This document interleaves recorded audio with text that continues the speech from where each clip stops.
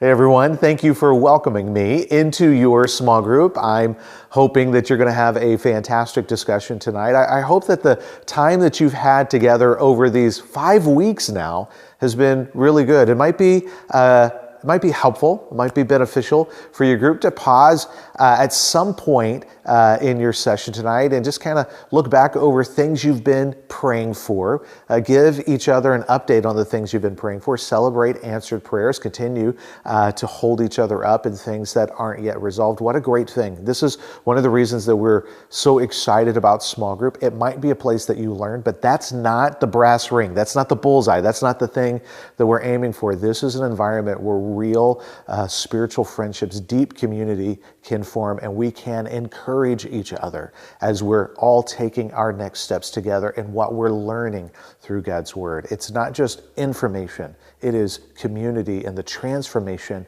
that comes together. And I'm asking you to keep leaning into that, and I know that you are. That's why you're in a small group, and I get so excited about that. So we are in week 5. This was the letter to the church at Sardis. It was not a fantastic letter. This is a church that thought that it was vibrant and alive, had a fantastic reputation, but Jesus had to give, again, an unexpected message, a hard message to tell this church, you're dead, and there's really only a few people in your church who are alive, and you are just holding this task that I've given you unfinished. He even used the imagery, the symbolism. If you just got soiled clothes, you're approaching me and this incredible thing I've given you, and you're just coming dirty and tainted. What a hard message. What a hard message to hear from a church. And I don't know what it would be like to be in that church. Maybe spend a couple of minutes just talking as a group, just imagining together. We're going to go back to like what we did in kindergarten. We imagine together. Just imagine together. What would it be like if that was the message that we received? What would you feel? What would you think? What would you want to say to each other if that was the message that we received? Now, we're not doing this series because in some way each church represents our church in one way or another. I don't believe that. I don't think that that's true. That's not why we're doing this series. We're doing this series because these are personal messages from Jesus to real churches, and when we look at them together, we see the heartbeat, we see the mindset of Jesus, we see the relationship of Jesus that he wants to have with his churches, with every church. And we think there's tremendous value for us in this. And as we're talking about this, as we're trying to imagine what it would be like if this came to us, it's not because we think, well, this is true of us. It's because the same things that were true of them, we're vulnerable to, just like any church would be vulnerable to. So we want to drop our guard. We want to approach this with humility.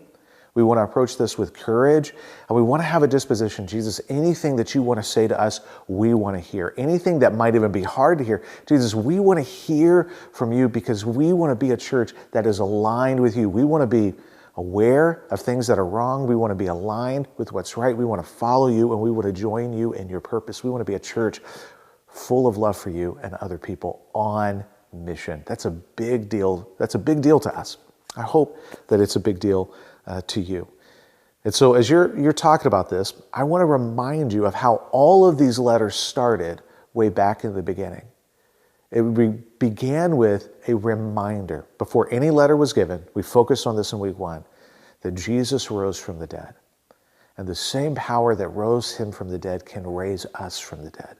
The same power that rose Jesus from the dead is the same power that's available to us inside of any hurt, inside of any hardship, inside of any sin that we might be wrestling with, inside of any broken relationship that we might be facing in our church, inside of any insecurity we might have, inside of anything that we might be experiencing that we would not want it to be that way, the resurrection power of Jesus is available to us. And that is the preliminary, that's the first word, that is the encouragement that's over and above every letter that comes. And so even in a difficult letter like this, that church was to remember that the same power that rose Jesus from the dead is available to that church. And so whatever it is that you're facing individually, whatever it is that we're facing collectively, it is just as true for us as it was for them. And so when you pray with that in mind.